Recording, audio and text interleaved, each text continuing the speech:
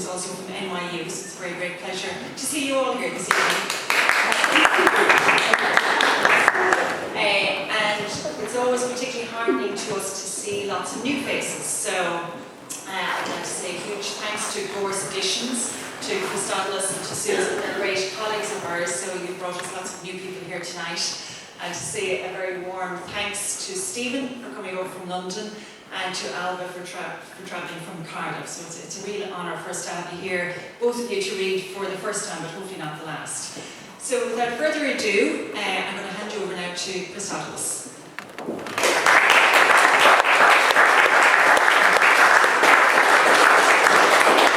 Thank you, Maureen, and thank you all for coming out to this, the launch of the first book in the Gorse Edition series.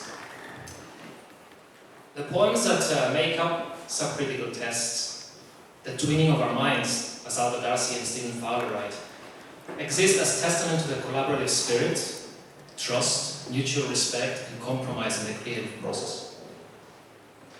With receptive minds, the possibilities are multiplied. So too, in this case, the result is a body of work that is multifarious. It strongly resists fixed meaning or interpretation. And it is one that questions assumed barriers between lyrical and avant-garde poetry. Though we find the characters Stephen and Ailbhe in the book, and we have a reasonable right to assume that they coincide with those of the authors, they are not the prism through which meaning passes. The private experiences do not take precedence over that of others. What they do is provide a frame within which connections in the face of humanity's destructive tendencies can be contemplated and perhaps thrive. In lines like "the scent of my own milk, which would dry up," the poems let us know they exist in apocalyptic times. Such language brings to mind another, currently much read book by Margaret Atwood, and conditions that, perhaps just out of reach, may spawn such times. Do we consider it people carry within them the seeds of our destruction? We read near the beginning of the book.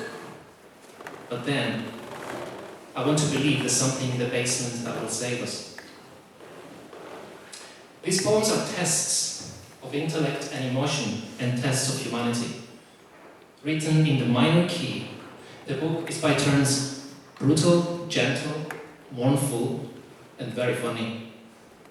In evidence is also a combined poetics that startles. Our being distinctly separable but eager to recommune is poetic enough for half-said sense. I've read these poems many times over the past several months, and each time I discover new gems, new ways to read them, new possibilities. How can you resist the juxtaposition of Omer Fast, Louis Le Brocchi, and Sharon Horgan as if it's the most natural thing in the world? The poems often veer into a breakdown in communication, a disarray. Soon, we return to the extraordinarily mundane and the domestic. Stanzas that even as they grow away from facts, we must wrench them back to reality, they write. There are several such ruptures in the narrative, such as it is, with insights into the back and forth of the compositional process, which offer tiny glimpses behind the curtain before putting it back shut again. Subcritical Tests had its genesis in a 10-day tour of Ireland and London in September 2014, which involved more than 40 poets, and I think can be credited as introducing into Ireland, kicking and screaming, the idea of collaboration in poetry as a valid practice. It was the Irish extension of Stephen Fowler's Enemies project that I was fortunate to co-curate with him, for which Ailbhe, Stephen and myself were 3 of the 6 core poets touring together. As well as a real, genuine pleasure, it was a period of intense working and travelling together that engendered this extraordinary book as a document of a friendship. I couldn't be prouder to be associated with these beginnings, and eventually as the editor of what is the first book in Gorse Editions. Please welcome Ailbhe Darcy, Stephen Fowler, Subcritical Tests.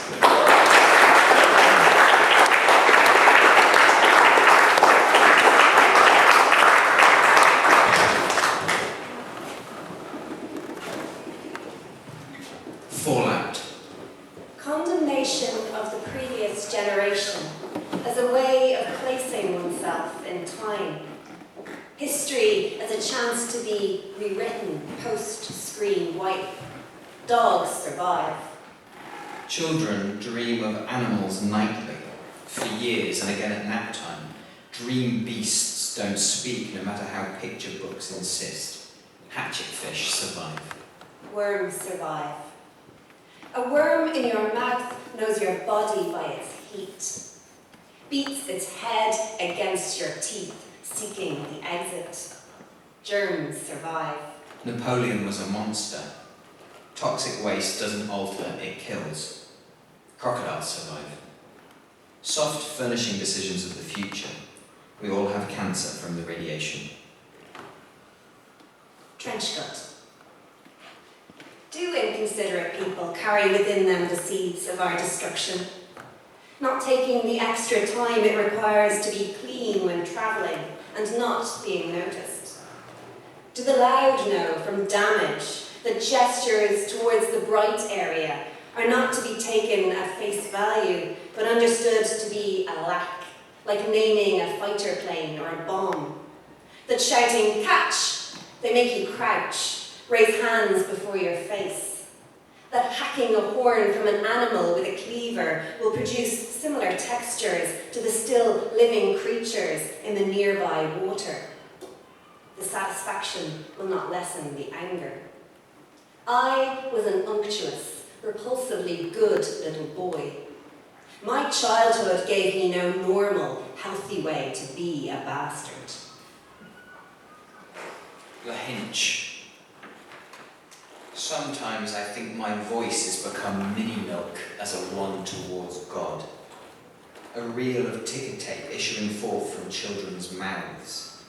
The many that have sung to Jesus teaching at the temple, or a minor road traffic accident caused by sighting an angel passing on God's directions, and no mind to who was injured, as they say it used to be not only okay but exciting to believe in that which insists it's advisable to advise yourself with the sex of sexless Mary, who popped out suffering Christ in this way. My God, Dad told me to behave and to eat body and have mercy on me. I enter this body daily. Jussieu. In 44, a bomb hit a wine factory and the night sky turned Van Rouge. No joke.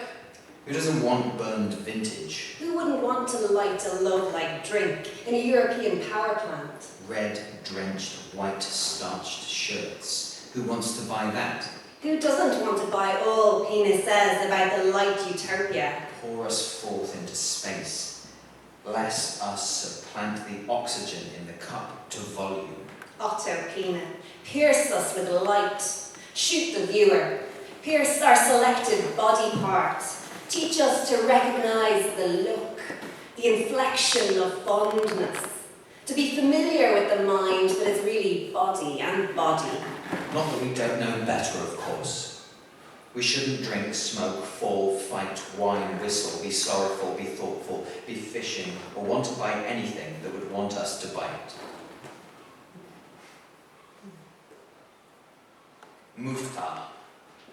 Stephen, Otto, Henry et al. But what we ever make is more gardens, of paper and light, is more arranging things. As a bomb or a gun, as a confrontation of paperweights, pretending their purpose outside of holding paper down, even paper that contains orders and needs holding down. Ailbhe as Otto rank, Stephen as Anais Nin, being ignored or misinterpreted, answering Freud's mistakes early. Who needed love or irony or arguments or a paperweight when there used to be paperweights, which there still are? Move things, or depending on the light, keep things still. A first draft of the book destroyed by weather.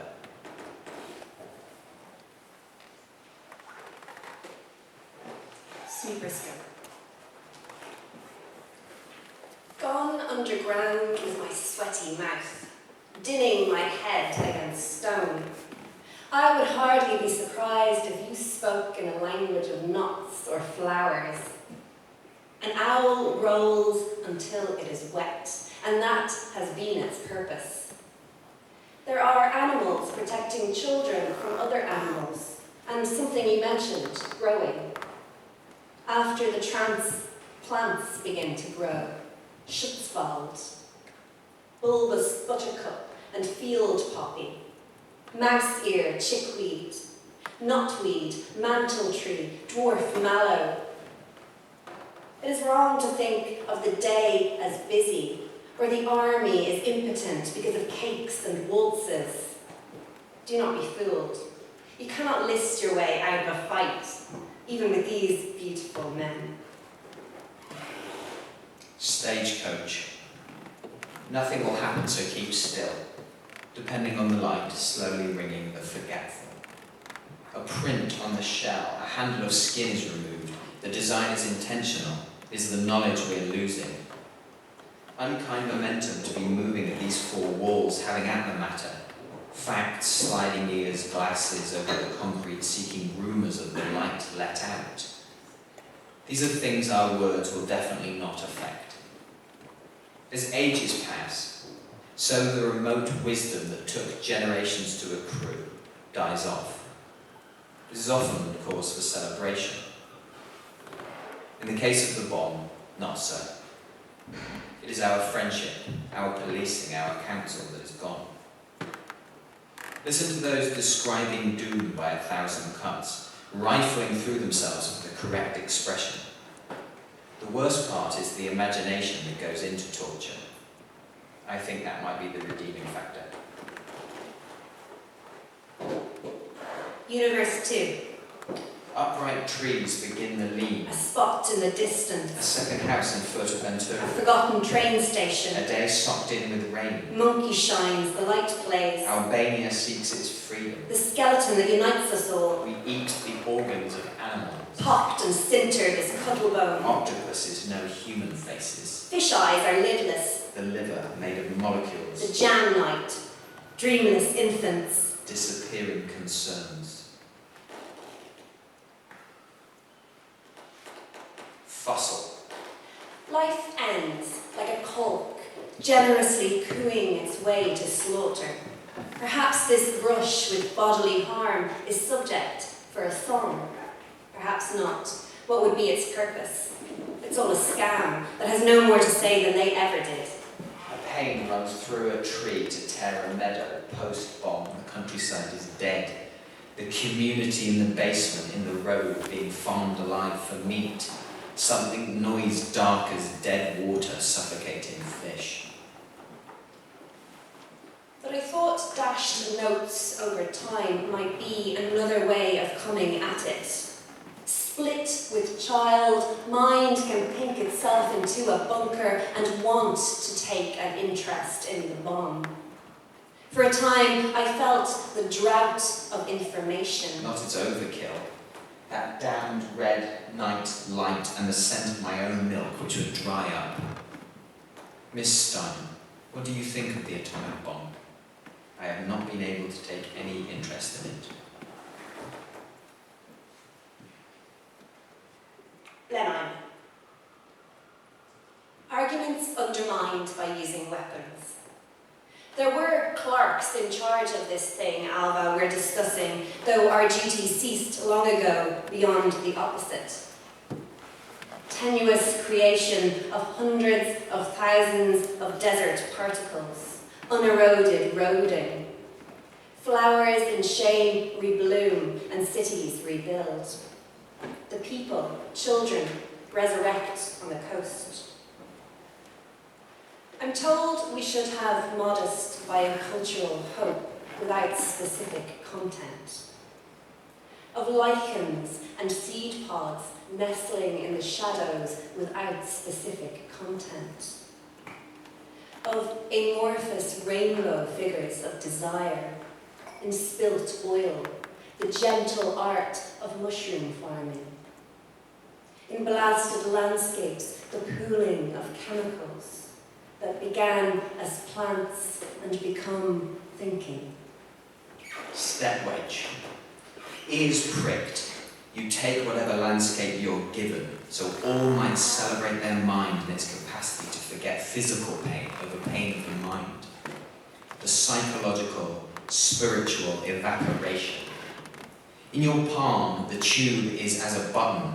You've pinched awake a friend. You tell them it's also possible extinction in the hands of others might be offset by your kindness.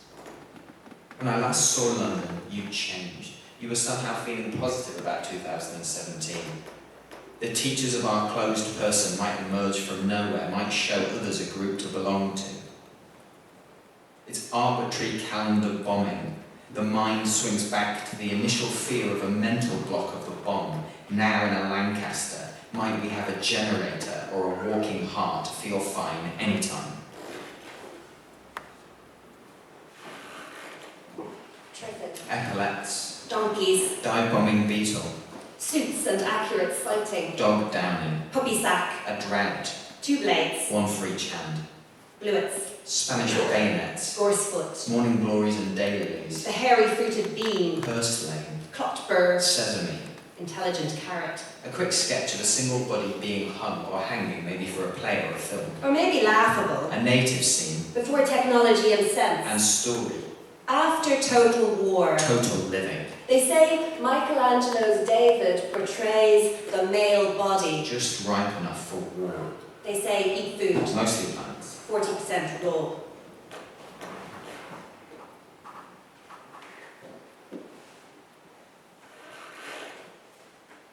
Oboe.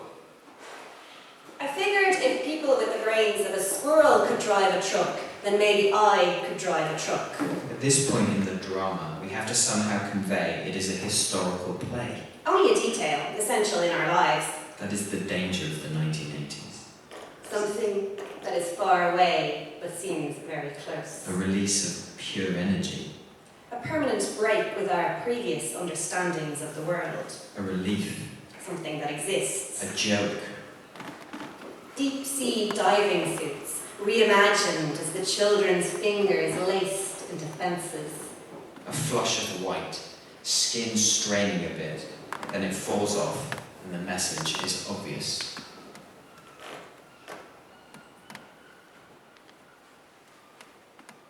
Gale force.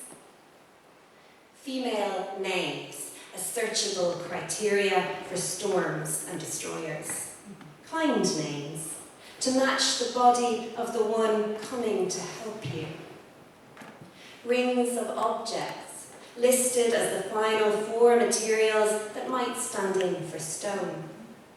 Or other natural materials of equal weight, once they are no longer quarryable. Us, as a pair, searching names for incidents that have occurred. Across clints and grikes to Glenina Pier, sea pinks and spotted orchids giving way, to finger-besotted sea anemones, common jellyfish and compass jellyfish, the sea, fortunate to remain moving. What has been dropped shall be left behind.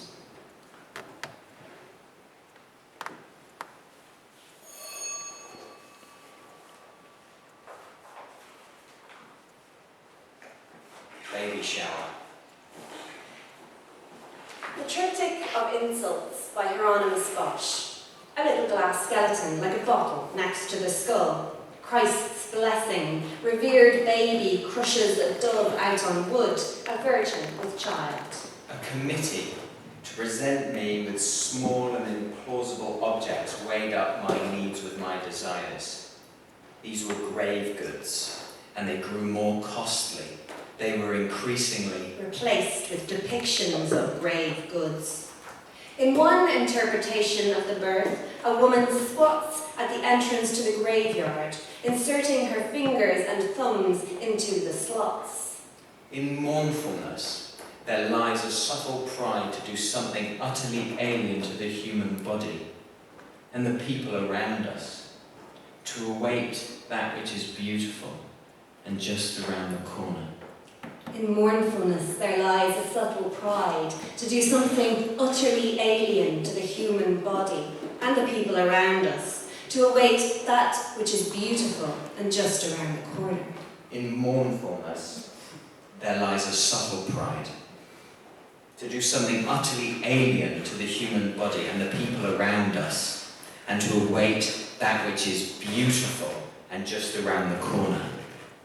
In mournfulness, there lies a subtle pride. To do something utterly alien to the human body and the people around us. To await that which is beautiful and just around the corner. In mournfulness, there lies a subtle pride. To do something utterly alien to the human body and the people around us. To await that which is beautiful and just around the corner. In mournfulness, there lies a subtle pride. To do something utterly alien to the human body and the people around us. To await that which is beautiful and just around the corner. In mournfulness, there lies a subtle pride. It is to do something utterly alien to the human body and the people around us. To await that which is beautiful and just around the corner. In mournfulness, there lies a subtle pride. To do something utterly alien to the human body and the people around us. To await that which is beautiful and just around the corner.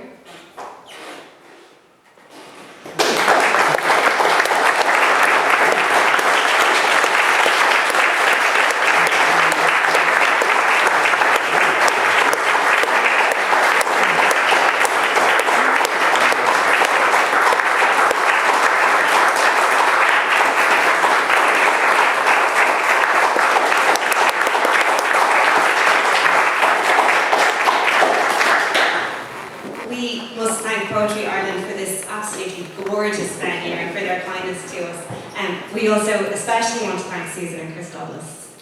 I would like the last moment of the night to be recognition of how rare a thing this is, away from the unfortunate content. It is so extraordinary for someone to take the time to make such a beautiful object that is not only difficult poetry in times when people don't seem to have the time to focus and concentrate on such things, but also is collaborative. And that is so rare in poetry, and it's genuinely pioneering, and it's completely down to the generosity and expertise of Susan and Christobulus. So please, the final round of applause.